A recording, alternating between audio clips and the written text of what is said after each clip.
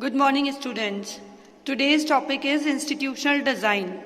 A constitution is not merely a statement of values and philosophy. As we noted above, a constitution is mainly about embodying these values into institutional arrangements. It means constitution सिर्फ values और philosophy का statement नहीं है, बल्कि उन values को, उन फिलोसॉफीज़ को एक्चुअलिटी में इंस्टीट्यूशनल अरेंजमेंट्स में लाना है, मतलब प्रैक्टिकलिटी के अंदर उन्हें लाना है. Much of the document called constitution of India is about these arrangements. और ज़्यादातर जो हिस्सा है कॉन्स्टिट्यूशन का वो इस अरेंजमेंट्स के रिगार्डिंग ही है. मतलब किस तरीके से हमारा जो इंस्टीट्यूशनल वर्क है, जो भी हमारा यहाँ का प्रैक्टिकल जो वर्क चल रहा है वो किस अकॉर्डिंग होना चाहिए, ये सब कुछ किस में दिया है, कॉन्स्टिट्यूशन में दिया है. It is a very long and detailed document, therefore it needs to be embedded quite regularly to keep it updated.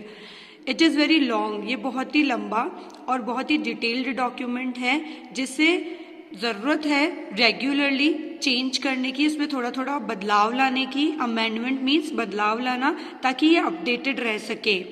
Those who crafted the Indian Constitution felt that it has to be in accordance with people's aspiration. ये लोगों की आकांक्षा के मुताबिक और society के बदलावों को साथ लेके चलता हुआ होना चाहिए. इट मीन्स इसे समय के साथ थोड़ा थोड़ा बदलने की ज़रूरत है ताकि ये अपडेटेड रह सके लोगों के मुताबिक.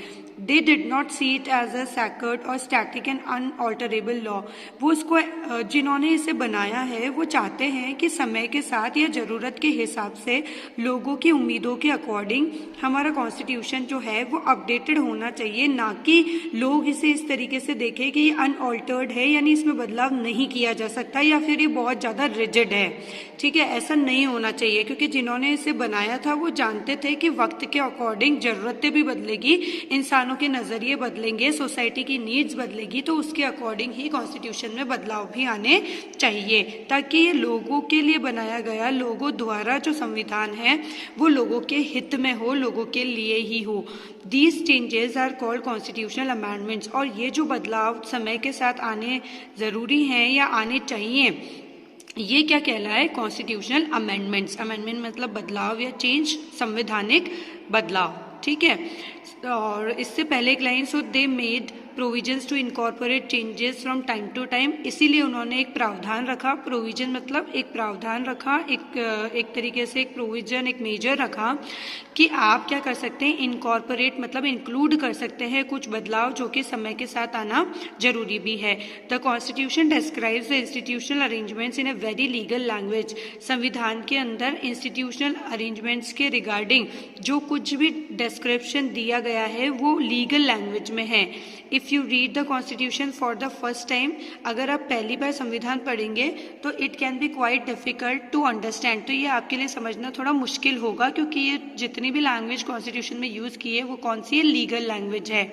Yet the basic institutional design is not very difficult to understand. हालांकि जो इंस्टीट्यूशनल डिज़ाइन है वो इतनी डिफ़िकल्ट नहीं है. Like any constitution, the Indian constitution lays down a procedure for choosing person to govern the country. जैसे और भी कोई संविधान के अंदर ये लिखा होता है कि किस तरीके से वहाँ पर रूलर चुना जाएगा, बिल्कुल उसी तरीके से भारतीय संविधान के अंदर भी वो पूरा प्रोसेस दिया है कि किस तरीके से जो पर्सन है, जो गवर्निंग रूलर होगा, वो किस तरीके से चुना जाना चाहिए. It defines who will have how much power to take which decisions. संविधान के अंदर लिखा है कि किसको कितनी पावर है, किसको किस जगह तक का डिसीजन लेने का पावर है.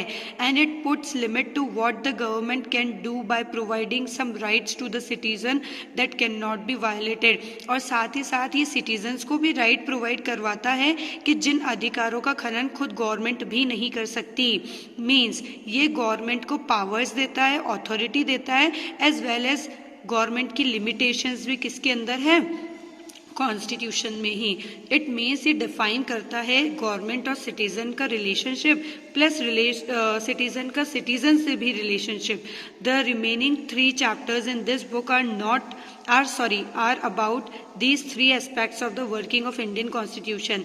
We shall look at some key constitutional provisions in each chapter and understand how they work in democratic politics. But this textbook will not cover all the salient features of the institutional design. आने वाले chapters के अंदर हम इन institutional designs के कुछ aspects पढ़ने वाले हैं. Some other aspects will be covered in your textbook next year. लेकिन कुछ एस्पेक्ट्स जो है वो हम इस क्लास में नहीं बल्कि नेक्स्ट क्लास में पढ़ेंगे. इंस्टीट्यूशनल डिज़ाइन जो हमने अभी अभी पढ़ा है उसके अंदर इन्होंने इन शॉर्ट ये कहा है कि संविधान जो है हमारा वो बहुत ज़्यादा रिजिड नहीं है और बहुत ज़्यादा फ्लेक्सिबल भी नहीं है. ऐसा नहीं है कि आप चाहें तो बैठे बैठे कुछ भी बदल दें, नहीं, ऐसा नहीं है. ठीक है, तो बहुत ज़्यादा फ्लेक्सिबल नहीं है, लेकिन ऐसा भी नहीं है कि आप कुछ बदलाव ला ही नहीं सकते.